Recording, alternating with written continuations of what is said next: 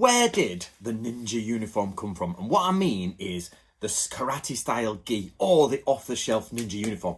I'm going to take you through a basic history of the ninja uniform, but I'm also going to ask some karate people out there to give me some help in the comments below and talk about the evolution of the karate gi and how it was used by Ichikawa sensei. So if you really like ninja, you would need to get a copy of this, the Book of Ninja. It's a translation of one of the most important ninja documents there ever was. So the Book of Ninja. Okay, ninjas started with this sort of image. Now, these are not specifically ninjas, but in Japan, people who creep in, thieves who steal in the night, raiding, anything like that, this is the general type of image you will see. This is how probably shinobi were portrayed when they were doing their stuff, most likely in the period of peace. In the period of war, they probably didn't need to cover their face because they're part of an army in somebody else's land.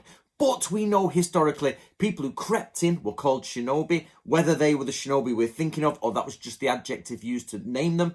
But we know that they crept in and they covered their faces. We have ample evidence for this. And then how do we get all the way to the modern ninja suit? Right, basically, we have two things here. We have people doing traditional ninjutsu in karate gis, which is strange, or doing them, or, messing about in ninja, off-the-shelf ninja suits, which are totally historically inaccurate. But they still today persist in training in them and saying this is historical traditional ninjutsu, when what they're portraying is not. So, but I'll talk about if it's right or wrong at the end. But let's go through a little bit of a quick history of the karate uniform. And this is probably where I'm going to need some of your help. Okay, so how did we arrive at ninja students across the world using a black karate gi with a black karate belt, if they've passed their belt, or the karate belt system, the coloured belts and everything? How do we get to that from the traditional image of someone creeping in Japan? So we know that the karate gi was roughly invented around the year 1900 to 1920. So I've got some notes here. We've got Kano, who was the original judo guy, and he developed the judo gi to make it more robust for training. But then we have someone called Funakoshi, who then actually starts to develop that into a karate gi, so a bit lighter weight than the judo gi because you're not grabbing people as much. So the judo gi was invented in the 1900s, which then gave birth to the karate gi, which was developed in the 1900s. And then across the world, karate went mental in the 50s, 60s, 70s, 80s, and the karate gi is ubiquitous across the world. So how did we end up with this very historic, we know this is a fact, a gi designed for karate in white using a coloured belt system, which was turned to black and then from that used for ninjas, because ninjas wear black. Okay, how did we get there? Before we go any further, can somebody try and get Jesse Enkamp to watch this video and ask him to chip in on this? I have tried to contact him in the past, many moons ago, but with no luck. So somebody get him to see this. And Jesse, if you're watching, please email me. Let's do a collaboration. Or can you at least help me answer these questions? Now, this is the main part I will need your help with. We don't quite know the proper dates, but I spoke to a student of Ichikawa Sosui. So Ichikawa sensei is a very famous Japanese karateka, and he does Goju-ryu karate. Now, there's plenty of pictures of him in white uniforms, in traditional hakama, in everything. And, there's no problem there. He does all that. But he has a very distinct style of using black gis. Now, he's used these black gis for, obviously, he's been dead since 2002. In fact, he was born in 1924 and died in 2005. So, sorry, he's been using these up until 2005. Now, I know one of his students who used to train with him, and the story in the Ichikawa dojo is that Masaki Hatsumi from the Bujinkan, came to visit him, and then all of a sudden both organizations start using black karate gis. One ninja, one karate. The question is which came first? Now, I can go back and find different photographs, but there's no way to qualify which one came first until you have all the photographs, because you might be able to find a photograph of them using black gis in the old style, which you can see here, But we don't know who started using it first. We do know that Masaaki Hatsumi started using a black gi in a television show, which I'm not sure what year it was. So if somebody can name the television show down below, that would be excellent. Got clearly two people wearing black gis. Which one came first? We don't know. Did they go independently? But we actually have a story of a person who was a student directly of Ichikawa Sensei, who says Ichikawa Sensei told him that Masaaki Hatsumi came years before, because it was obviously many years ago, and liked his black gi and then went away, and that's it, he started training the black gi. So let's have a look at basically Masaaki Hatsumi's, ride there.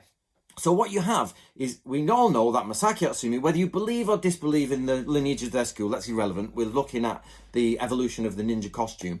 And what we find here is that he was under Takamatsu Sensei. And Takamatsu Sensei did definitely not wear the black ninja costume. If anybody finds a photograph of him, please show me. But I have never seen one to date. So he clearly wears the hakama and basic kimono top, you know what I mean? They did have older tops, but this idea of a uniformed judo karate with karate belt came in the 1900s after these photographs were taken. But then, of course, he got older and he trained in a karate gi, so, or a judo gi. And you can see it there in some of the old footage, the old videos. He's clearly moved on from when he started in hakama to a karate gi. Now, so we know Masaaki Hatsumi is training with him, and of course Masaaki Hatsumi is seen photographed in a white karate gi. Whenever I did see this picture, which is clearly where Takamatsu is extremely old. So at some point before Takamatsu dies, we know that they started wearing the black uniforms. So we can go from that date for Masaaki Hatsumi wearing the black ninja uniform. The story from the Ichikawa line is that he visited the dojo, liked the black gis, went home, took that on and went with it. Now, of course, we'd have to find someone more in with the Ichikawa side, and maybe someone who's really good on the Bujikan to get the dates where, find me the exact date where Masaaki Hatsumi changes into a black uniform. Do we have that date? So that would be wonderful. Now, from there, of course, some people still use the black gi. Now, of course, Ichikawa Sensei had his thumb badge on it, the thumb badge, and Bujinkan had theirs. So strangely enough, they're both in red. So it was a black gi with a red badge. But originally, Masaaki Hatsumi just had the word ninja on it, or shinobi. Bit strange, but that's what it was. I'm a shinobi, so, But I'd say this is, things changed depending on the times. What seems a bit cheesy now would probably not be as cheesy back then. But from the karate gi, it devolved into the t-shirt, karate gi pants, and black belt. Now, here's a picture of me getting thrown by my old instructor, and that's where we were. We all got t-shirts done, and I'd been into the Bujikan a long time, and I'm not anymore. If you don't know who I am, you'll know that I'm not in the Bujikan. But basically, I spent a lot of time in Japan with the Bujikan. I spent a lot of time in England with the Bujikan stuff. And we definitely all had our different t-shirts. Everyone got their own t-shirt printed, and they still do to this day. And so the ninja, the evolution has gone karate gi, Ichikawa Sensei's black karate gi, Masaaki Hatsumi adopts the black karate gi, the karate gi top is thrown to the side, and t-shirts are used. And from there, of course, we have modern Ninpo Taijutsu student wear. So what we can take from this is we absolutely know Takamatsu, who claims he's a claimant to do this historical ninjutsu, does not wear a black ninja suit at all. He wears hakama and traditional kimono at the start. And then he turns into more of a judo thing, probably because at the time it was popular. Let's be honest, he probably just thought, I can't be bothered putting my hakama on, let's just throw my judo gi on and let's go out and do some training, etc. At some point between there and there, either Ichikawa Sensei or Masaaki Hatsumi adopted the black gi.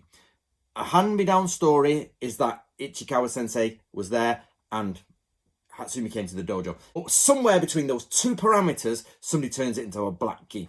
So what can we take from this? We absolutely know for 100% that no shinobi ever used a black ninja gi, a black karate gi, because the shinobi finished in the 1800s and karate gis were not invented till the 1920s.